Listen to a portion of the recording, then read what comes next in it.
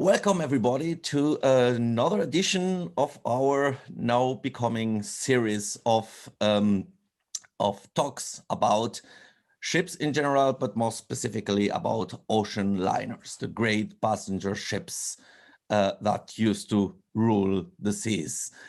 And today I'm welcoming again our full team. So with us are Stephen Payne, naval architect and great friend of the museum. Hey, Stephen. Hi there. And we have also Todd Neitring, collector and great expert in everything which has to do with ocean liners. Hi, Todd. Glad that you're here. Hello, everybody. Hi.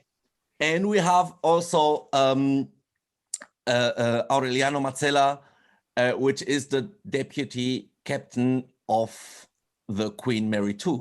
So he is actually. Good evening, Lamin.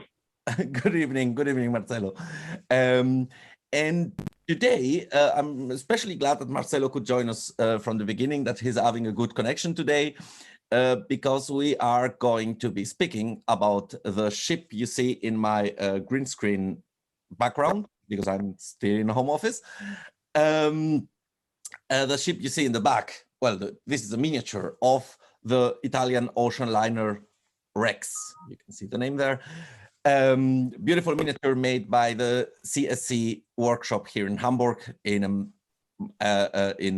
a 1 to 1,250 miniature, very tiny one. But let's go. Let's start right away speaking about Rex. And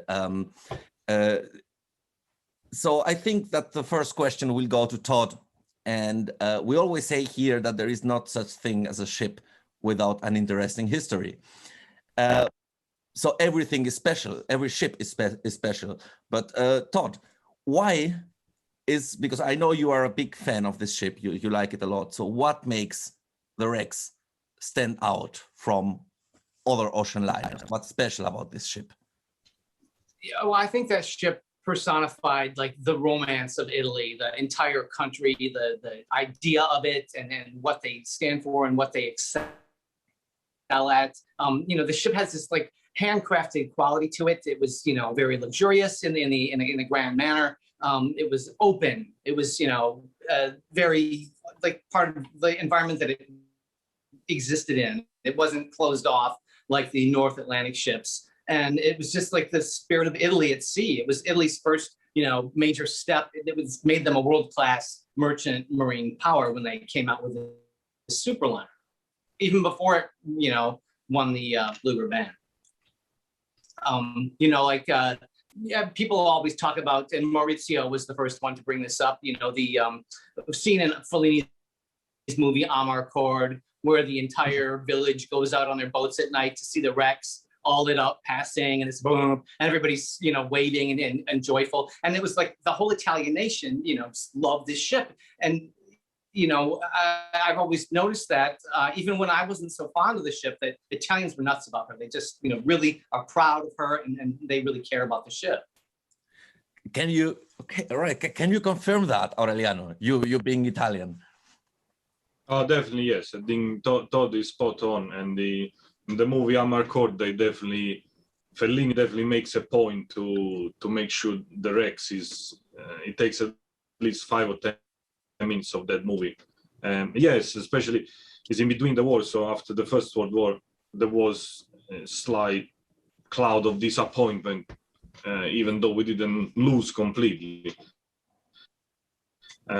So definitely something like that made the nation, and mainly the city of Genoa, actually, they were really, really proud and feeling about it. But yeah, definitely, I couldn't agree more with what Todd said. They give their best shot, even though the hull and the machinery, they were all from a German concept, but that's beside the point. All right. So you just spoke about the machinery and we were speaking about design. So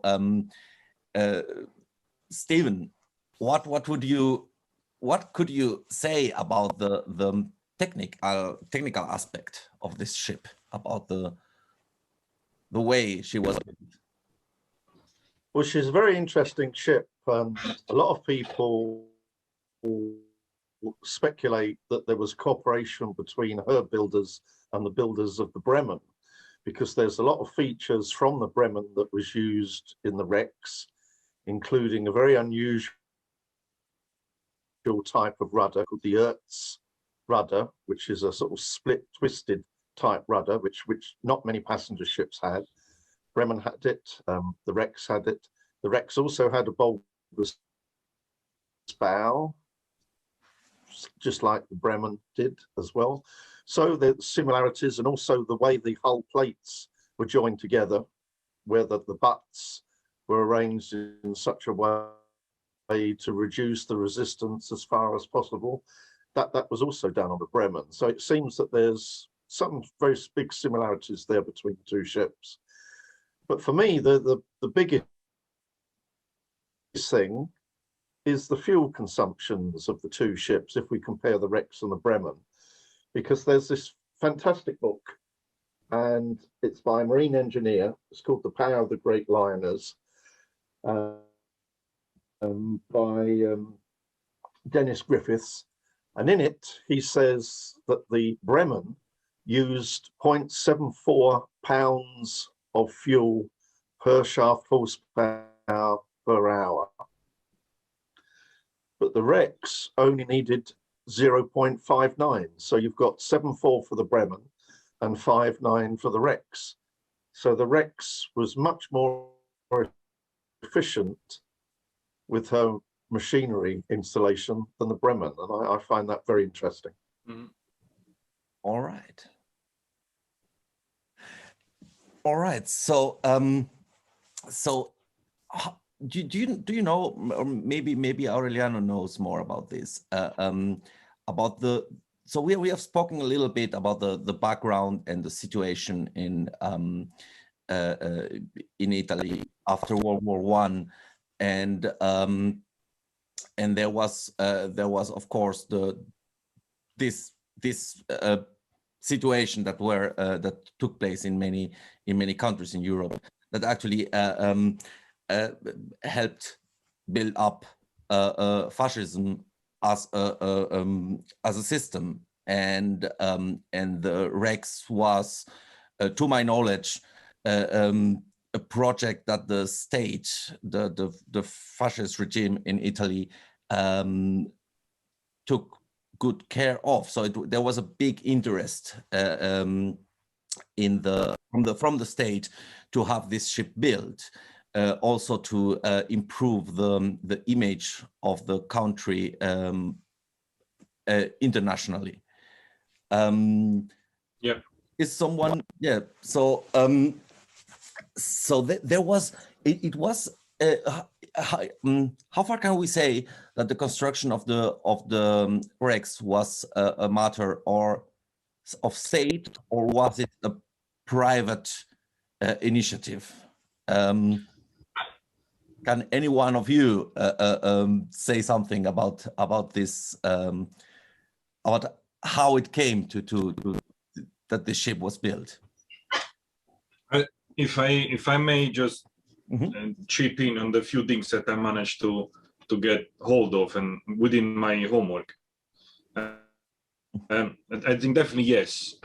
It probably didn't start as an initiative of Mussolini's government, but definitely was embraced because of their renowned complex for greatness and showing off, which is pretty much a standard characteristic for all the dictatorships.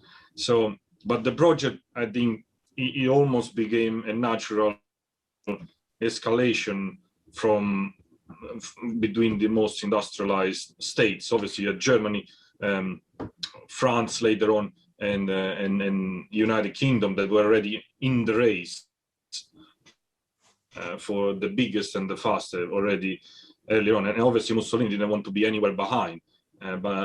But even before that, the three main companies, Kosulich, Lloyd, Triestino, and NG, General Italian Navigation, they were they were already racing with each other and growing in size and speed, because just before the wrecks, the Augustus and Roma, which were both transatlantics, but they were not as fast and they couldn't compete, and they were not quite at the level that Stephen mentioned. So obviously they didn't have all the feature and they didn't take that much care to make it as fast as the wrecks. So to answer your question, I think the answer is yes. Definitely the interest of the Italian companies and of the new formed government, they merged. And despite the wrecks was actually announced in the tail end of 1929 as the big economical crisis approached. And regardless, they still went ahead and do it. So that exactly shows how proud and how strong Italy felt to still go ahead with the project. And the last evidence, which is the main one, is that the Italian government basically, and the shipping company, which were anyway subsidized by the government, at least one of them, they managed to scrounge 260 million liras, which was more than double the price that they pay for 2 ships that they built before. So obviously there was no expenses spared. And in order to justify the expenses, Mussolini's son-in-law, Ciano, justified expenses, saying that would improve the postal service to the new continent. So that basically any excuse was good in order to justify the parliament why they were spending so much money. And on top of that, of this cost, they also had to pay the rights for consultancy to the German engineer of the Bremen, because as mentioned earlier, and I'm glad that the Stephen confirmed that, because I was a little bit on edge if I said the right thing or not. They had to pay the rights to the consultancy from the German engineer for machinery and hull. So the price was the highest that has ever been asked in Italy, and definitely extremely high for a period of depression. And nevertheless, they went ahead with it. And the last, I wouldn't go as far as call it a scam, but the last gossip about the wrecks is that they couldn't find any insurance, because the Italian insurance were like, we never seen a price like that for a ship, and we are not ready to cover it in case everything goes south. Everything is invested in one ship. So then they went to ask Lloyd's of London, and obviously they were not best friends with the fascist government. So obviously there was a no-go. So then again, they had to pull another rabbit out of the hat and turn the INA, which is the Italian fund for work insurance, and they turn it into a maritime insurance ad hoc only for the wrecks, because otherwise the ship didn't have any cover. So I think they really pulled every string to make it work. Could I just say one thing here? Certainly the same thing happened with Queen Mary. Because before they could build her, the first one, they struggled to arrange the insurance cover. So they had to get a group of insurance companies to work together, and the government had to actually take the risk. They had to do that, and they also had to build a dry dock before the ship was built so that they could do the repairs. So without that, those two things, Queen Mary would never have been built. So very similar. Yeah. Oh, yeah, absolutely. Please. Todd, you want to say? No, I just, the fascist connection with NGI was stronger with that line than the other Italian companies. I've read that being the case. And also when I was thinking of, when you look at the Lido on the Augustus and the Roma, there were like, decorations like the Capitoline Wolf of Rome and the wreaths. Like it was an odd decoration to have on, in a play area, but it's like that was a Mussolini symbol, So NGI had a closer relationship with the fascists than the other companies. And, you see a lot more pictures of the fascists on the wrecks than you do the other ships. I mean, probably because it won the Blue Riband, but, there was a connection there that way too. Yeah, absolutely. So, Todd, while you're speaking, there is another very, very basic question regarding the ship. We have been speaking about how expensive it was and how tricks had to be used to get this ship built and functioning. The question is, was it a successful ship during its career? So what would you say? I don't think it was. I don't know how good it was financially. I don't like the passenger loads and the money it made, but as a coup for Italy, it was a huge success. You know, that was like, that put Italy in the front rank.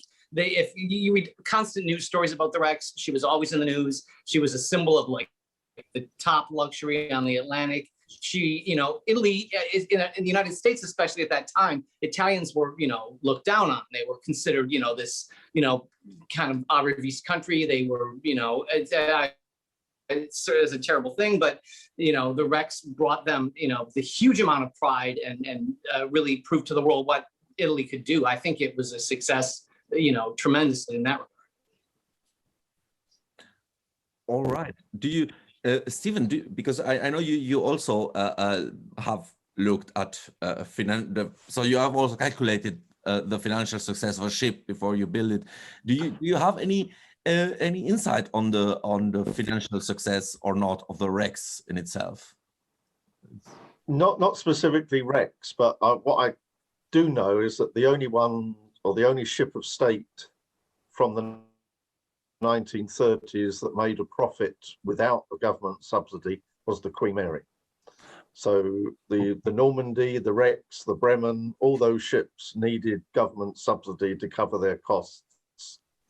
But Queen Mary, she made enough money without that. All right. So there is a point Todd made earlier about the ship being more open than other ocean liners.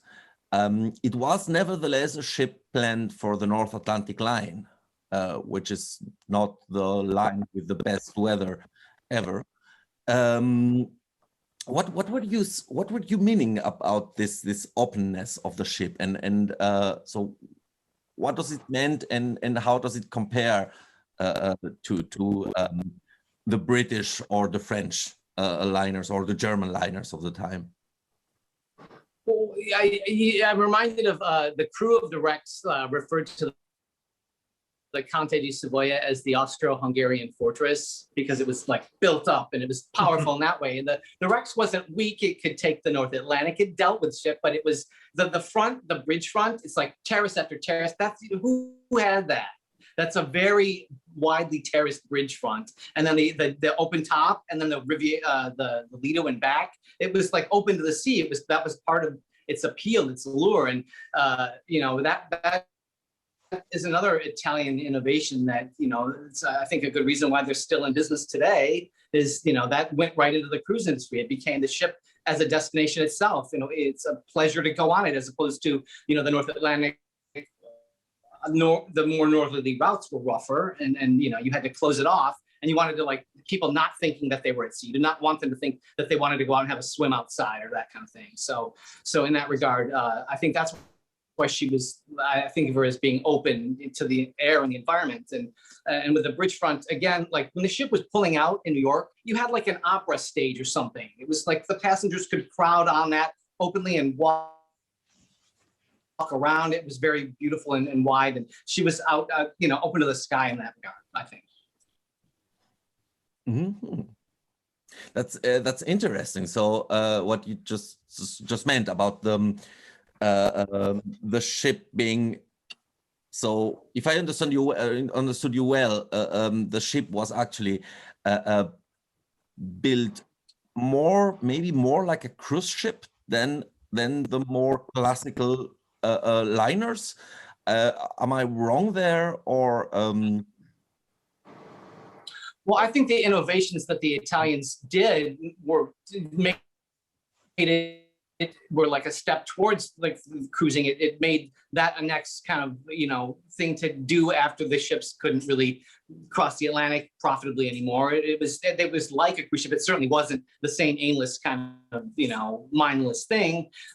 She was a speed champion. She was getting you there as fast as possible. I just think that it was less of a wanting to seal people off from where they were at sea. It was like you're in this beautiful palace at sea, you know, and going outside and going on the Lido was part of that experience. And also, I think the first part of the voyage from Italy would be sailing through the Mediterranean, through the Straits of Gibraltar, and then even the first part of the transatlantic crossing. You're in a much better environment than you are in the northern parts.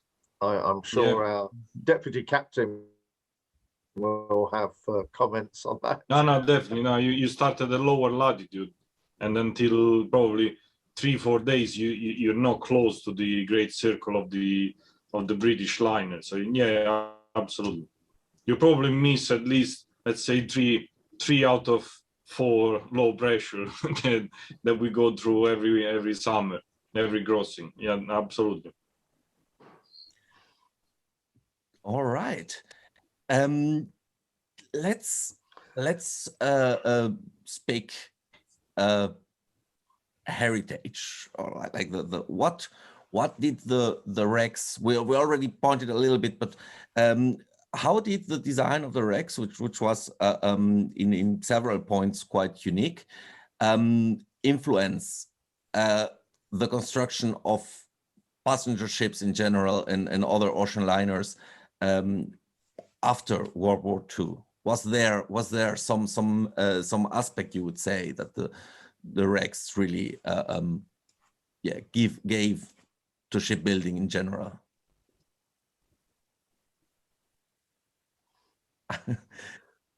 Well, from my point, when you look at like Normandy, she had the swimming pool for the tourist class at the aft end, which was completely new for the French line and that. So I wonder if the wrecks was the big influence there. What do the others think? Do you think that came about because of the wrecks? Well, I think that it was like maybe like the French line did it as a sop, like to like say, look, we've got a pool, because it was at the very stern. It was in like tourist class, like, you know, they hardly used it as far as I know. It was, and also I think that the Esplanade after the Cafe Terrasse was kind of like a Lido area. It had a Lido flavor. I don't know how much that was influenced by the wrecks, but you know, if you see the renderings, like there's a famous one looking out the windows of the Cafe Grill, and it looks like there's a pool there, but there isn't. You know, just the rendering, the way it's done. Mm-hmm.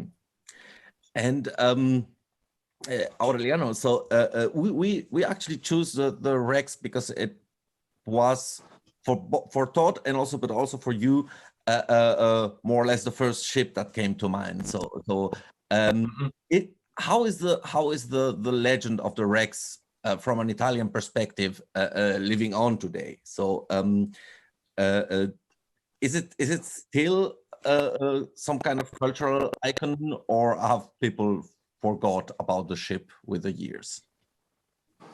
I think, well, what I feel is that in the city of Genoa is very much is still alive, even in the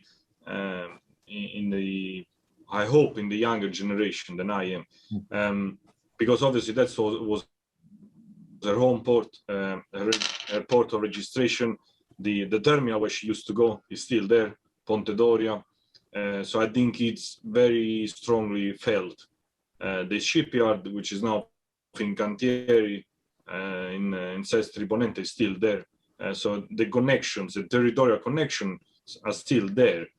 The captain also was from Camogli, and probably most of the officers, as per tradition, which is still in the very area of Genoa. So definitely that area, yes. Was it a regional phenomenon? At that stage, no, it was national pride, but because many people had family involved in the construction the majority of the crew of that company was from that area. I would say in the area of Genoa, definitely yes. I don't think he's cherished enough in our Navy. I know that on one of the coaster ships, they had many, I don't remember which one, but they used to have many memorabilia from the wreck. So that's definitely answering to your question. It was definitely taken into very high regard. Even though a national cruise ship company doesn't exist anymore as such, not only in Italy, but in the world, but at least few of the bits from the wrecks were still living or being cascaded on to other Italian merchant navy seafarers. All right. And could I ask a question of you both? Why is the Rex so revered, and yet we don't hear much about a running mate, the Conte di Savoia? It's very much like the Queen Mary and the Queen Elizabeth. Everybody talked about Queen Mary, but the Queen Elizabeth, that was a much, much better ship, gets very little mention. It's true.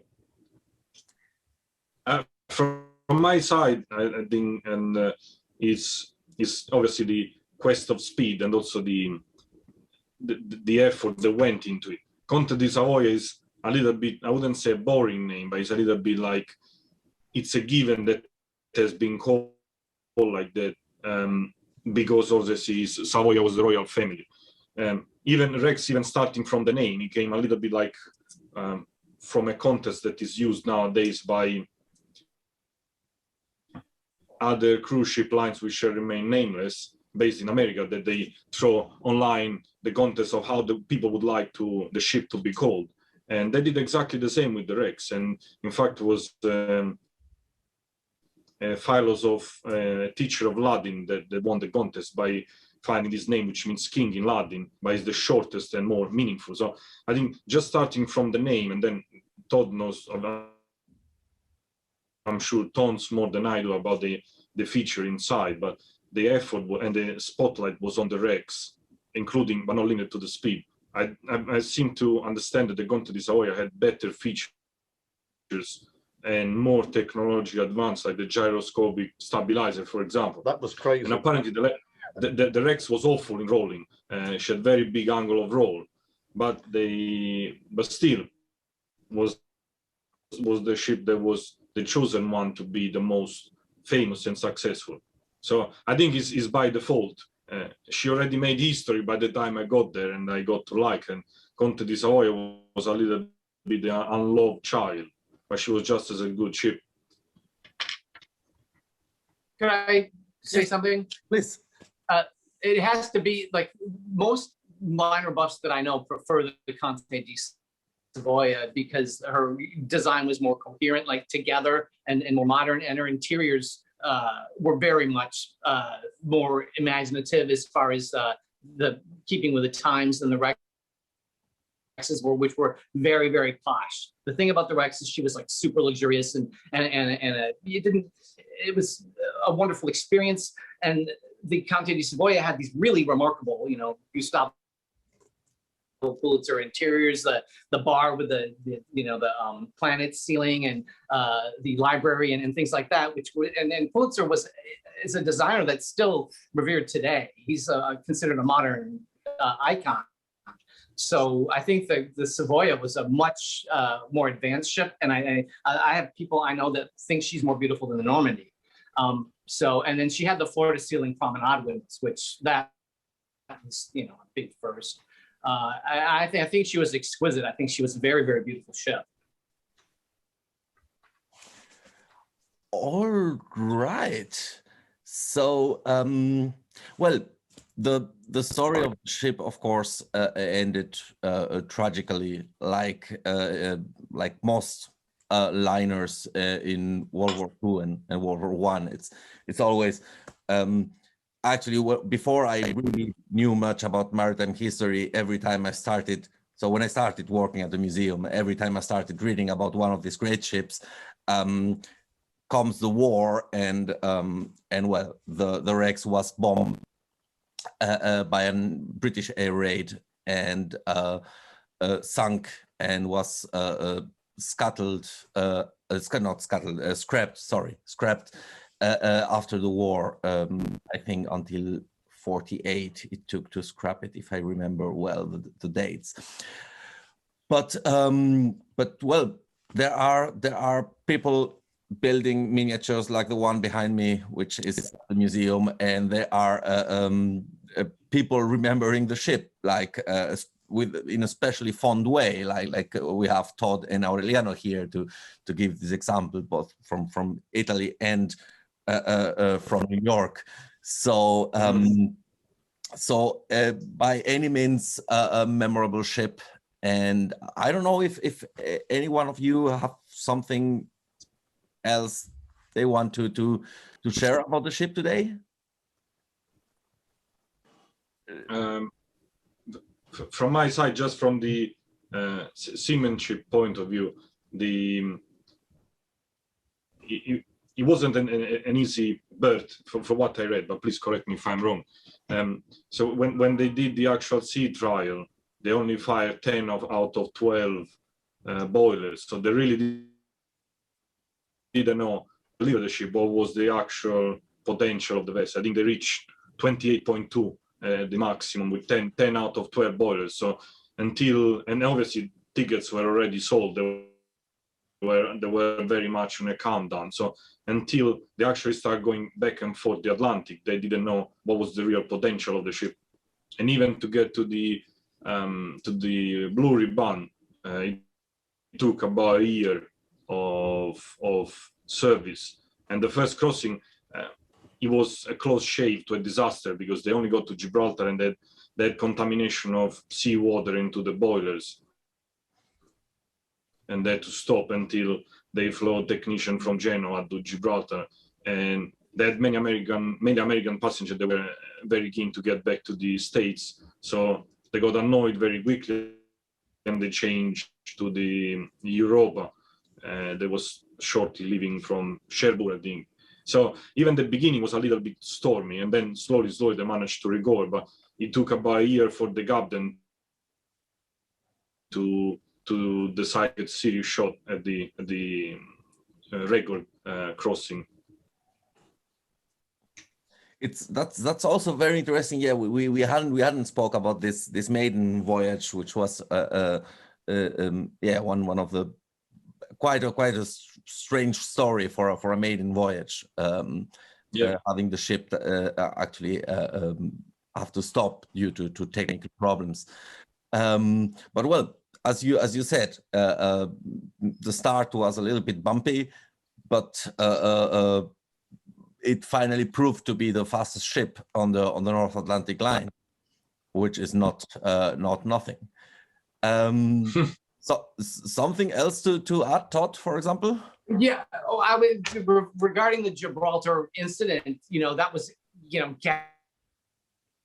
ghastly and awful, but it didn't hurt that ship at all. Like, she had a huge welcome in New York City, which has a huge, at that time especially, had a huge Italian population. It instantly was forgotten.